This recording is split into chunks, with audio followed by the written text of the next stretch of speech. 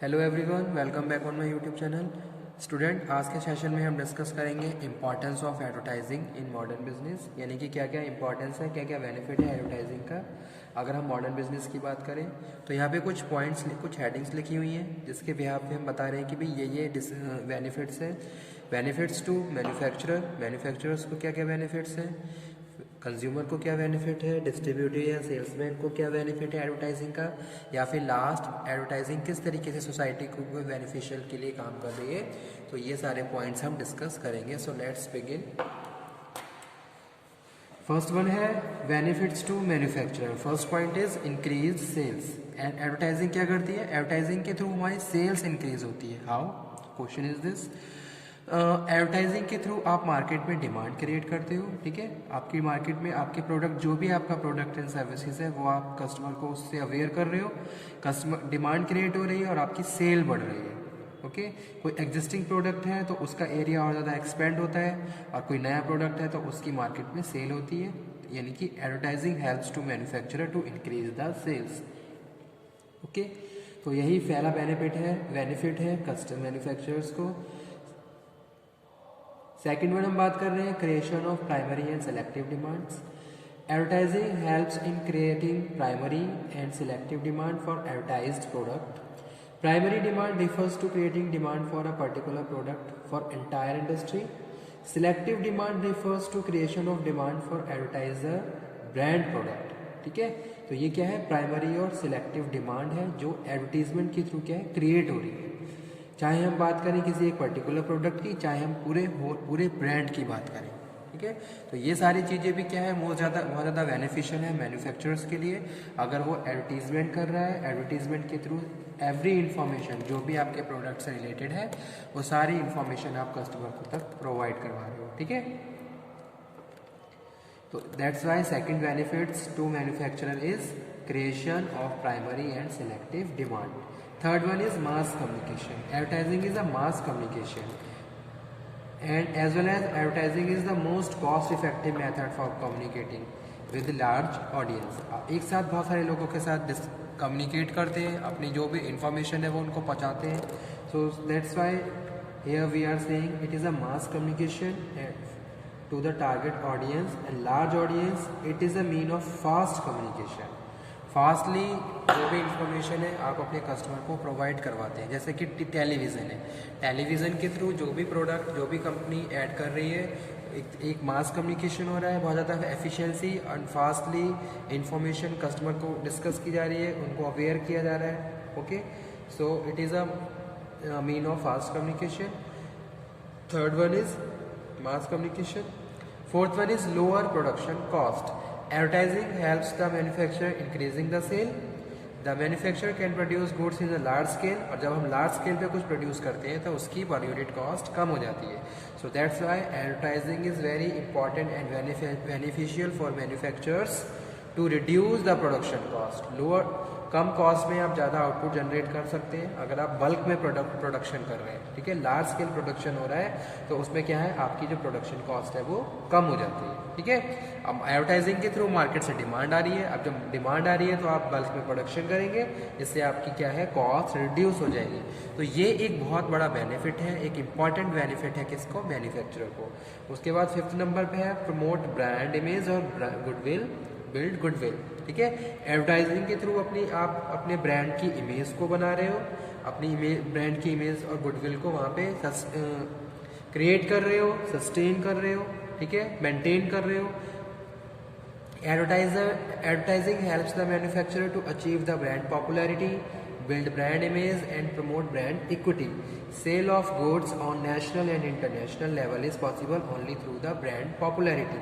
ठीक है, brand popularity further promote the goodwill of the advertiser. Okay, so that's why last benefit to manufacturer is promote brand image or goodwill. Now next one is benefits to consumer, कि भी advertising का consumer को क्या क्या benefit है, क्या क्या फ़ायदा होता है, क्या इंपॉर्टेंस है एडवर्टाइजिंग का कंज्यूमर के लिए। तो first one is increase knowledge of consumer.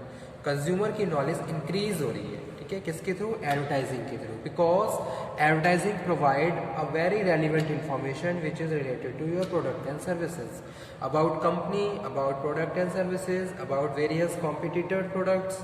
ठीक है, अगर हम इस तरीके से कोई प्रैक्टिस कर रहे हैं जहाँ डिफ्रेंशिएट किया जा रहा है कि भाई आप क्या है और आप किस तरीके से दूसरों से डिफ्रेंशिएट हैं, यानी कि एडवर्टाइजिंग के थ्रू हमें क्या कस्टमर की नॉलेज को अपडेट कर रहे हैं, इंक्रीज कर रहे हैं और ज़्यादा इम्प्रूव कर रहे हैं। तो ये क्या है, कस्टमर के लिए बहुत एक बेनिफिट है, इम्पॉर्टेंस है। Advertising increase the knowledge of consumers of various aspect like availability of new product, ये भी एक इम्पॉर्टेंट है भी कहाँ पे ये प्रोडक्ट अवेलेबल है, जो कि कस्टमर के लिए क्या मोस्ट इम्पॉर्टेंट टर्म है, किस तरीके से उसको यूज़ करना है और उसका क्या बेनिफिट्स है। These are the benefits.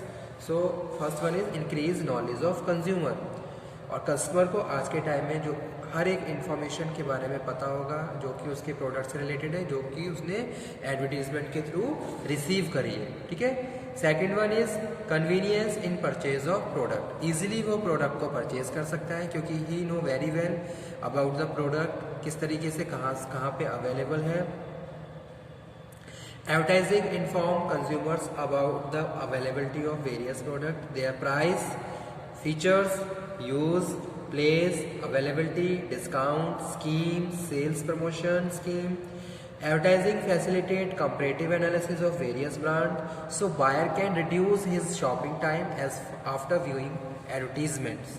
He can make up his mind and purchase particular brand. ठीक है, सो बहुत ज़्यादा कन्वीनियंसी हो गई है कस्टमर को, कंज्यूमर को परचेज करने में। सारी स्कीम्स उसे पता है, सारे ऑफर्स उसे पता है, उसके वहाँ पे वो अपने आप को रेडी कर लेता है and create a positive interest and buy the product from the market. So this is a second importance, convenience in purchasing. Now next one is third one, better quality of product.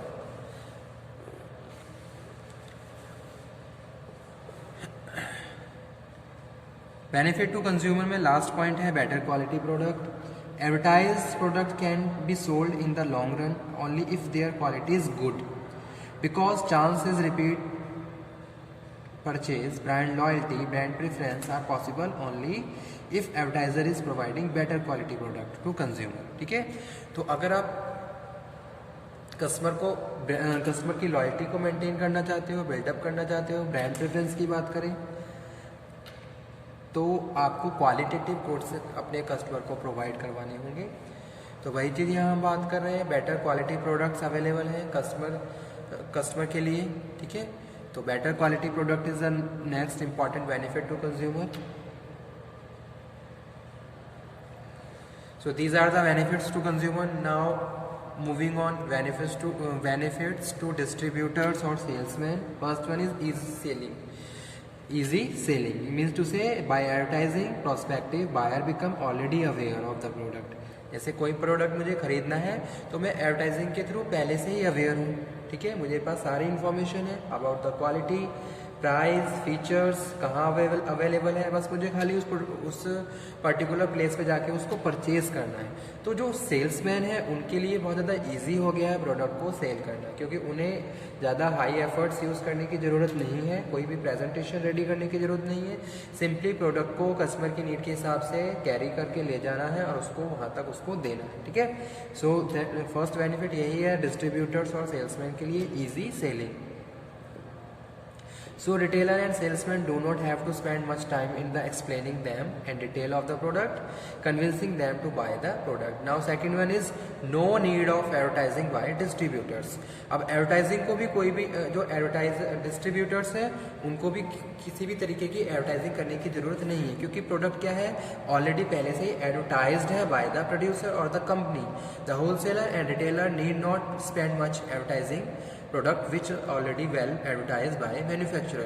It helps in reduction of selling expense of the distribution. So this is very important for the advertising or advertiser. Third one क्या है, increase in sale and profit. Advertising ensure quick turnover of stock. ठीक है, जो भी हमारा stock है वो easily हम उसको निकाल सकते हैं, बेच सकते हैं, क्योंकि प्रोडक्ट पहले से ही एडवर्टाइज्ड है, मार्केट में डिमांड ऑलरेडी एग्जिस्ट कर रही है। So more sales, less chance of absolute stock. ऐसा नहीं है कि आपका स्टॉक बचा रह जाएगा, आपकी सेल्स बढ़ती रहेगी, आपको प्रॉफिट होता रहेगा। नेक्स्ट है increase in morale of sale force, और sales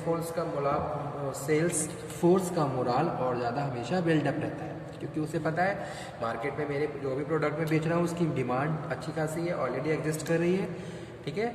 sales force feel confident in selling well advertise product, they get easy entry while making sales calls and easily achieve sales targets. Sales target हम easily achieve कर पा रहे हैं, तो कहीं ना कहीं ये सारी चीज़ें हमारे कॉन्फिडेंस को और ज़्यादा बिल्डअप कर रही हैं, हमारे मोराल को और ज़्यादा बिल्डअप कर रही हैं।